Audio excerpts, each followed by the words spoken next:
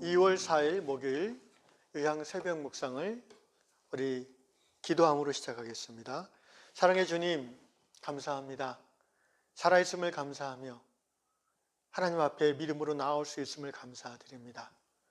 우리에게 먹고 마실 수 있고 또 따뜻한 잠자리를 유지할 수 있는 그러한 여러 가지 물질의 사용을 허락하시는 그 은혜로 인하여 감사를 드립니다. 그리고 하루 세끼 먹을 수 있는 건강을 주셔서 감사합니다.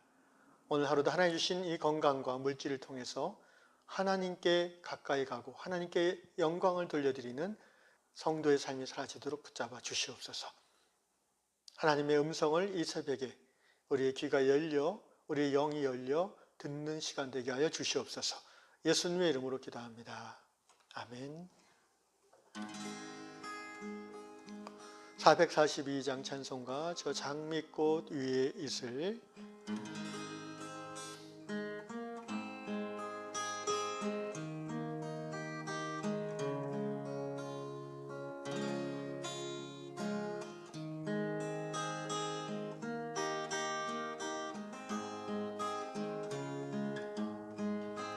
저 장미꽃 위에 있을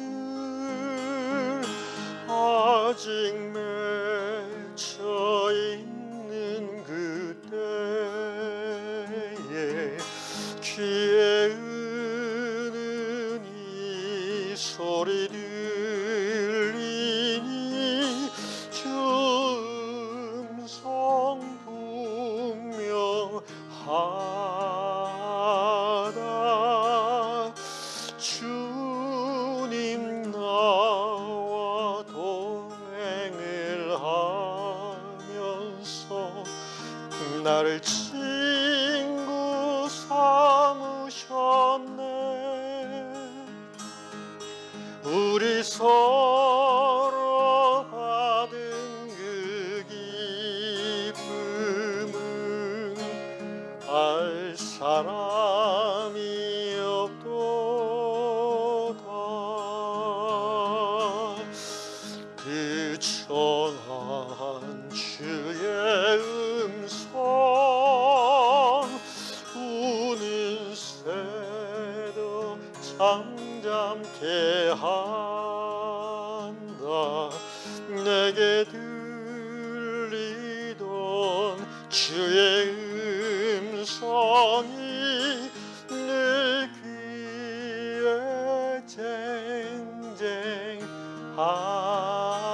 쟁쟁하다. 주가 나와 동행을 하면서 나를 친구 삼으셨네. 우리 서로 받은 그 기쁨은 알 사람이 없도다. 밤 깊도록 동산 안에 주와 함께 있으려 하나. 괴로운 세상에 할 일 많아서 날 바라며 하신다. 주가 나와 동행을 하면서 나를 친구 삼으셨네. 우리 서로 받은 그 기쁨은 알 사람이 없도다. 우리 서로 받은 그 기쁨은 아멘 알 사람이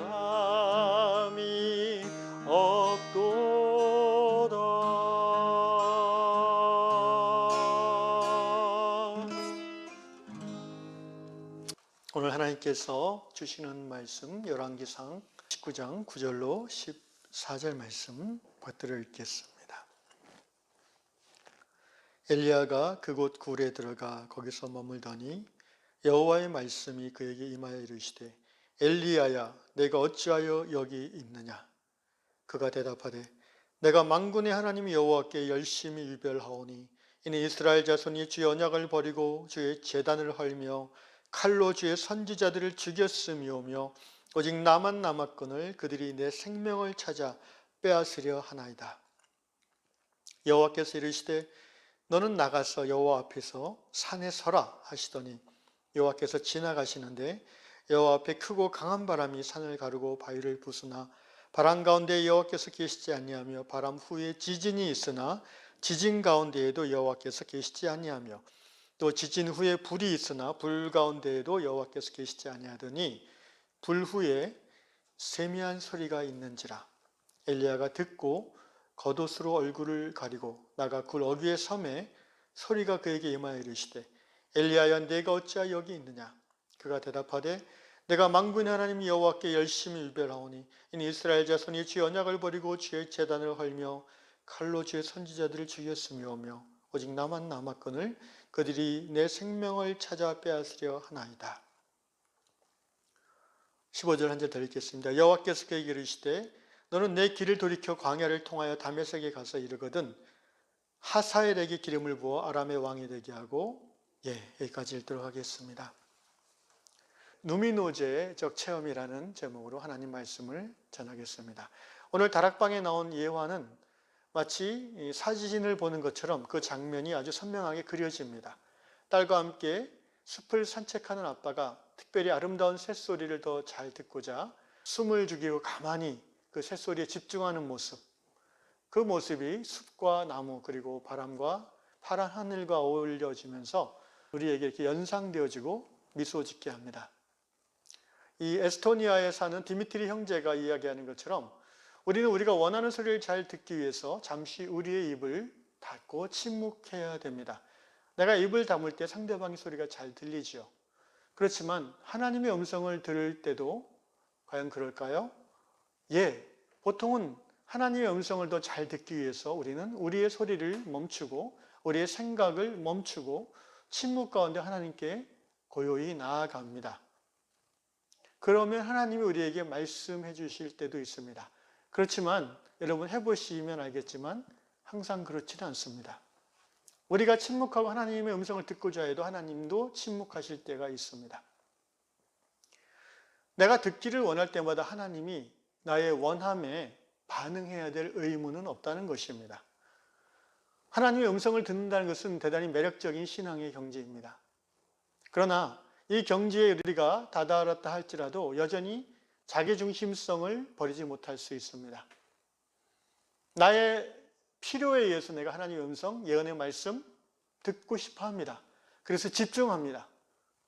그런데 하나님이 침묵합니다. 그럼 나는 당황해 합니다. 당황해 할 필요가 없습니다. 나 중심이 아니라 하나님 중심으로 우리가 생각하면 하나님의 때가 아닌가 보다라고 우리의 마음을 바꿀 수 있는 것입니다. 그래서 우리는 신앙의 성숙, 신앙의 성장이라는 것은 지속적으로 나 중심에서 하나님 중심으로 생각과 삶의 중심을 바꿔가는 것입니다. 물론 하나님의 음성을 듣고 예언의 말씀을 듣고 우리의 신앙이 무럭무럭 자랍니다. 하나님이 나를 얼마나 사랑하시는가를 그 속에서 내가 경험하면서 나의 믿음도 성장합니다. 그러다가 어느 정도 이제 신앙의 여유가 생기고 내 뜻이 아니라 하나님의 뜻을 이루어드리고 싶은 갈망이 서서히 차오르게 되면 이제 우리는 이렇게 기도하면 됩니다. 주여 말씀하옵소서. 종이 듣기를 원하나이다. 오늘 열왕기상 본문에 우리 신앙의 선배인 선지자 엘리야가 하나님의 음성을 듣는 장면이 나옵니다. 엘리야는 알다시피 능력의 종이요 하나님의 사람이요 살아있는 채로 하늘로 승천한 경이적인 그런 신앙의 사람입니다. 그러나 우리는 이런 위대한 하나님의 종도 두려움에 빠져서 무너질 때가 있음을 오늘 본문에서 봅니다. 앞장 18장에서 그는 이세벨을 따르는 바알 선지자 450명과 갈멜산 분지에서 제단을 만들어 놓고 불의 대결을 펼쳐서 완승합니다. 하나님의 불이 제단에 떨어지고 바위까지 태우는 그 엄청난 불길 속에서 도망가는 바알 선지자들을 엘리야는 이스라엘 백성들에게 잡으라고 명령하고 그들을 다 기손 시냇가로 데리고 와서 처형시킵니다. 450명의 피가 시냇물에 풀어져서 시냇물이 핏물로 바뀌는 장면을 상상해 보십시오. 이렇듯 능력의 선지자인 엘리야가 그런데 며칠 후에는 어떻게 됩니까? 18장 끝에 보면 왕비 이세벨, 페니키아 출신의 아합 왕의 부인인 이세벨의 협박을 받고 두려워한 나머지 야반 도주를 합니다. 이스라엘 북쪽에서 남쪽으로 도망가는 장면이 19장에 펼쳐집니다. 광야를 거쳐서 마침내 하나님의 산 호렙산에 이르러서 엘리야는 산속 동굴에 들어가 숨어버립니다. 그때 여호와의 말씀이 엘리야에게 임합니다. 19장 9절입니다. 여호와의 말씀이 그에게 임하여 이르시되 엘리야야 내가 어찌하여 여기 있느냐. 하나님이 무슨 뜻으로 이렇게 질문을 하셨을까요? 왜 여기 와 있는지 모르실 하나님이 아니지 않습니까? 하나님의 말씀인즉슨 너는 왜 네 사명의 자리에서 벗어나서 여기까지 와서 두려워 떨고 있느냐라고 하나님이 물으시는 겁니다. 이에 엘리야는 하나님 앞에 자기의 답답함과 두려움을 하소연합니다. 자기는 하나님을 열심히 사랑하는 사람이고 선지자인데 이스라엘 백성들, 하나님의 백성들이 주의 언약을 버리고 선지자들을 죽였고 이제 자기도 죽이려 한다고. 그래서 내가 할 수 없이 여기 도망쳤다고 변명합니다. 엘리야는 하나님께서 네가 어찌하여 여기 있느냐는 이 말씀을 자신을 향한 책망으로 들었던 것 같습니다. 우리는 엘리야의 변명을 이해할 수 있습니다. 실제 엘리야는 두렵고 또 억울하기도 할 것입니다. 나 혼자서 어떻게 하라고요? 라는 말입니다. 하나님께서는 엘리야에게 말로서 설명하거나 또 야단치거나 하지 않고 조용히 엘리야를 밖으로 데리고 나오십니다. 11절 보니까 여호와께서 이르시되 너는 나가서 여호와 앞에서 산에 서라. 하나님 앞에서 코람되어 하나님을 바라보고 하나님 앞에 하나님만 바라보는 그 마음으로 산 위에 서 있으라는 겁니다. 엘리야가 말씀에 순종하여 굴 밖으로 나가서 산 위에 서 있을 때에 하나님께서 초자연적인 신적 권능을 드러내십니다. 산을 무너뜨리고 바위를 가르는 바람이라고 했습니다. 여러분, 이런 바람을 저는 한 번도 아직 못 봤습니다. 가끔 뉴스나 영화에서 미국의 허리케인이 무섭다고 하지만 집을 날려버리는 건 봤지만 바위를 쪼개는 바람? 이것은 자연적으로 생겨날 수 있는 바람이 아닐 것입니다. 또 바람 후에 어떤 일이 보입니까? 산을 가르는 지진이 있습니다. 강한 바람이 산을 가르고 바위를 부수나 바람 가운데 여호와께서 계시지 아니하며 바람 후에 지진이 있으나 지진 가운데에도 여호와께서 계시지 아니하며 12절 또 지진 후에 불이 있으나 불 가운데에도 여호와께서 계시지 아니하더니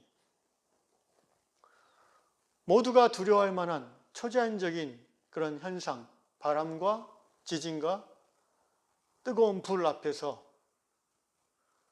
근데 여기 설명에는 거기 하나님이 계시지 아니하더니라고 되어 있습니다. 3번이나 나옵니다. 그 말은 엘리야가 지금 기다리는 것은 하나님의 기적, 권능을 기다리는 것이 아니라 하나님의 임재를 기다리는 것입니다. 여러분, 하나님의 음성이 들리는 것과 하나님의 임재는 같을 수도 있고 다를 수도 있습니다. 하나님의 음성은 우리가 성경을 읽으면서 들을 수도 있고 기도 가운데 들을 수도 있습니다. 그러나 하나님의 음성을 듣는다고 다 변화되지는 않습니다. 하나님의 음성을 듣고도 불순종하는 경우가 얼마나 많습니까? 목사님의 설교를 통해서 하나님의 음성을 듣고도 우리는 회개하지 않을 때가 많고 또 죄인 줄 알면서 그냥 갈 때도 많이 있지 않습니까? 그런데 여러분, 하나님의 임재는 좀 다릅니다. 하나님의 임재는 우리의 삶을 바꾸어 놓습니다. 엘리야는 지금 하나님의 능력, 하나님의 말씀, 음성, 그것보다도 자신의 무너진 마음을 다시 회복시켜 주실 하나님의 임재, the presence를 갈망하고 있습니다. 그런데 초자연적인 놀라운 그런 바람, 지진, 불 가운데 하나님의 임재가 느껴지지 않았어요. 그런데 12절 끝에 보니까 불 후에 세미한 소리가 있는지라. 눈에 보기에 엄청나 보이고 요란스러워 보이고 대단해 보이고 위대해 보이는 그런 현상들 가운데에 하나님의 임재가 있을 수도 있지만 오히려 세미한 음성 가운데 하나님의 임재를 느낄 때도 있습니다. 지금 엘리야는 그 세미한 소리에 긴장합니다. 그래서 13절 보니까 엘리야가 겉옷으로 이렇게 얼굴을 가렸다고 되어 있습니다. 왜? 바람과 지진과 불 앞에서는 가리지 않았어요. 거기서는 하나님의 현현을 못 느꼈어요. 그런데 작은 음성 속에서 엘리야는 온몸의 전율을 느끼며 자신의 얼굴을 가립니다. 왜? 하나님을 맞닥뜨리면 죽기 때문입니다. 구약성서의 신앙은 그렇죠. 지성소에 들어가면 죽지 않습니까? 허락받지 않고. 하나님의 종, 하나님의 사람, 선지자 엘리야도 예외가 아닙니다. 하나님의 얼굴을 뵈면 죽습니다. 그래서 두려운 가운데 얼굴을 가리운 것입니다. 그때 13절에 하나님께서 다시 말씀하십니다. 앞의 말씀과 지금 이 두 번째 말씀 같은 내용이에요. 내가 어찌하여 여기 있느냐라는 이 말씀인데요. 앞의 말씀과 두 번째 이 말씀은 내용은 같지만 엘리야에게는 전혀 다른 말씀입니다. 앞의 말씀은 자기에 대한 추궁의 말씀으로 들렸습니다. 그래서 막 변명했어요. 두 번째 말씀은 하나님의 현현과 임재 안에서 동일한 말씀을 듣습니다. 물론 엘리야도 똑같은 대답을 합니다. 14절의 내용은 앞에 대답한 10절의 내용과 같은 내용입니다. 그러나 상황은 전혀 달라지는 것입니다. 루돌프 오토라는 20세기 독일의 신학자가 있습니다. 이분이 이제 누미노제라는 그런 개념을 처음 발표한 분인데, 신학적으로 이 누미노제라는 독일어인데 이 개념은 말은 라틴어 누멘이라는 말, 누멘이라는 말은 이제 신적 존재라는 뜻입니다. 그 형용사 누미노스에서 빌려서 누미노제라는 단어를 썼습니다. 이 누미노제는 이 누미노제라는 이 하나님 체험인데요. 신적 존재에 대한 체험이죠. 이 누미노제를 경험하게 되면 사람이 스스로가 피조물이라는 것을 절감하게 됩니다. 대단히 무섭고도 신비한 체험이죠. 외경심을 일으키는 전율적인 압도되는 그런 느낌, 무서운 느낌입니다. 인간이 하나님 앞에 섰을 때에, 신 앞에 섰을 때에 진실로 나는 썩어질 피조물일 수밖에 없는 것을 존재론적으로 통감하는 그 시점이 바로 누미노제라고 합니다. 루돌프 오토 교수는 이 누미노제의 체험 안에는 뭐라 말할 수 없는 아주 신비하고 매혹적이면서도 두렵고 떨리는 요소가 있는데, 그것이 사람의 영혼을 완전히 사로잡는 것이다. 그렇지만 다 표현할 수 없는 어떤 것이다, 이렇게 설명했습니다. 실제 루돌프 오토는 그 중동 지역의 유대교 회당을 그 관광차, 연구차 돌아다닐 때에 이런 누미노제 체험을 본인이 했었습니다. 메마른 신학을 공부했던, 가르쳤던 조직신학자인 그가 이 압도되어지는 놀라운 신비한, 자신이 창조주 앞에 한없이 작아지는 피조물인 것을 경험한 후에 그는 이 개념을 신학적으로 정리하고 연구한 것입니다. 오늘 열왕기상 19장에 나오는 엘리야의 체험이 바로 저는 전형적인 누미노제라고 생각합니다. 이 체험 속에서 엘리야는 두 번째 하나님이 내가 여기 왜 있느냐라는 말씀 속에서 자신을 용서하고 자신을 다시 용납해 주시는 그 하나님의 긍휼과 자비를 경험한 것입니다. 루돌프 오토는 누미노제는 양면을 가지고 있다. 그것은 성스러운 실제의 궁극적 신비에 대한 매혹과 두려움이란 양면성이다. 그래서 이 경험을 한 사람들은 하나님이 실존하시고 인간은 덧없는 존재이며 자신이 얼마나 더러운 죄인이며 또한 그 죄인인 자신을 용납하시는 그리스도의 놀라운 은총을 감격 가운데 경험하게 된다라고 기록하였습니다. 바로 엘리야가 그 경험을 한 것입니다.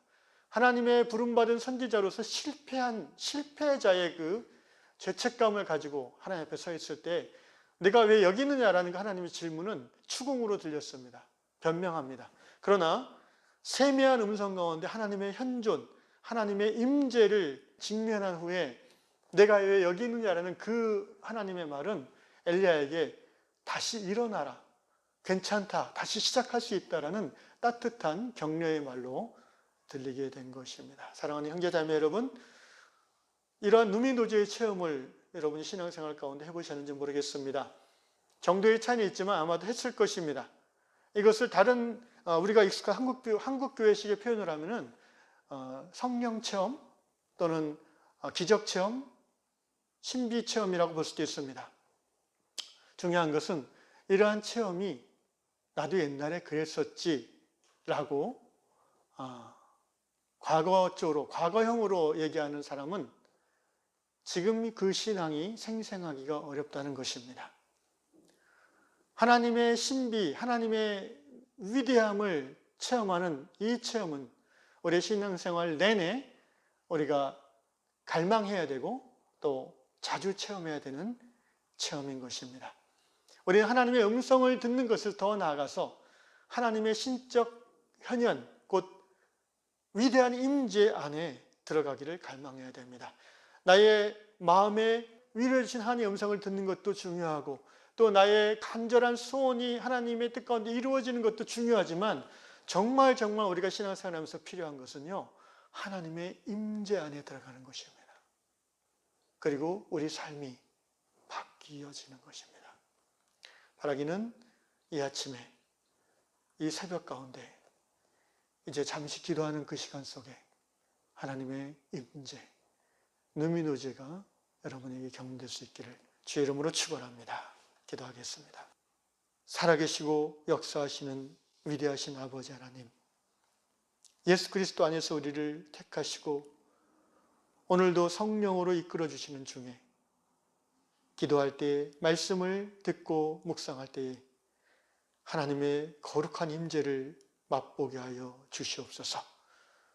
도무지 변화되지 않고 늘 변명하기에 급급한 우리의 얄팍한 신앙에서 하나님의 위대하심과 전능하심을 우리의 영혼이 직면함으로 주님 앞에 우리의 속됨과 죄악됨을 자복하며 통회하며 하나님이 다시 나를 용납하며 새롭게 부르시는 그 음성 듣게 하여 주시옵소서.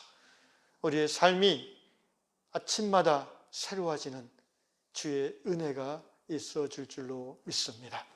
예수님의 이름으로 기도합니다. 아멘.